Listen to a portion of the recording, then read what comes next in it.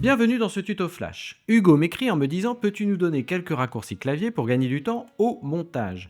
Y a-t-il moyen de mapper un clavier DaVinci avec les raccourcis que je connais déjà dans Premiere? Alors bon, j'espère bien vous convaincre d'utiliser des raccourcis pour gagner du temps. Je vous donne quelques raccourcis et leurs subtilités. Et enfin, je vous montre le mappage de votre clavier, que ce soit sur PC ou Mac. Terminez les galères, ou presque. C'est parti! Quand je survole les boutons, la plupart du temps, le logiciel me donne les équivalences au clavier, en touche ou en combinaison. Par contre, certaines fonctions sont très loin dans des déroulants interminables. Pire, certaines options ne sont pas disponibles. Pour commencer, quelques raccourcis classiques.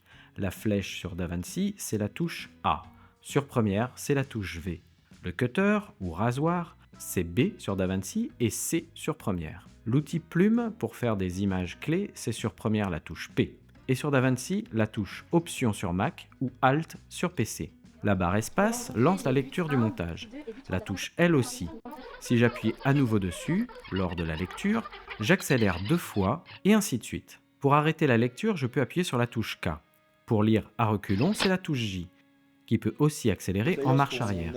Les touches de direction, haut et bas, déplacent votre tête de lecture de coupe en coupe vers le début ou la fin de votre montage. Les touches gauche et droite, elles, vous permettent d'avancer ou reculer image par image.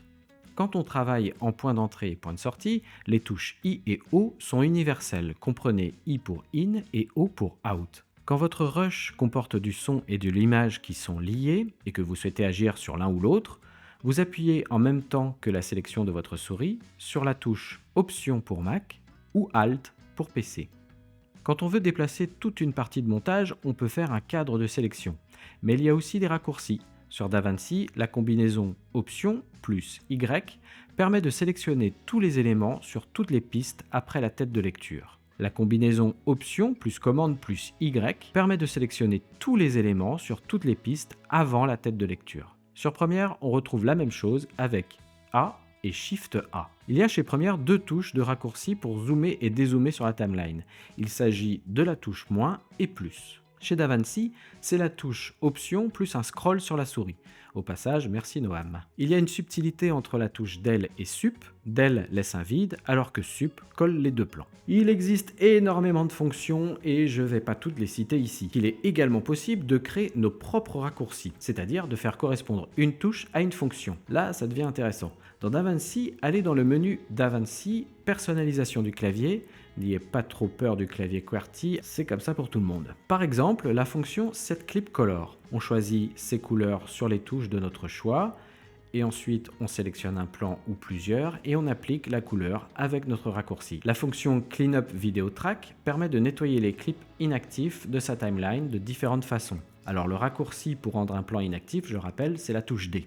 La fonction Select Nearest Clip permet de sélectionner le clip sur lequel se trouve la tête de lecture. Ça c'est pratique aussi. La fonction Clip Attribute permet d'ouvrir la fenêtre du même nom, super rapide. Split Clip permet de couper à l'endroit de la tête de lecture, parfois plus rapide que l'outil rasoir. Bref, il est même possible, en haut à droite, de choisir le mappage Adobe Premiere. Mais en théorie, vous retrouverez alors les raccourcis de Premiere dans DaVinci. Dans Premiere, vous avez le même menu dans Premiere Pro, raccourci clavier. Dans la préconfiguration, vous ne trouverez pas le modèle DaVinci.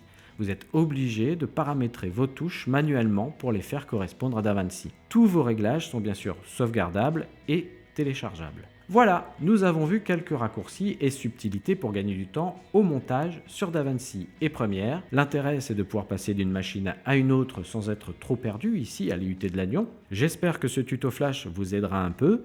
Si vous avez d'autres raccourcis, n'hésitez pas à les partager sous cette vidéo. À bientôt!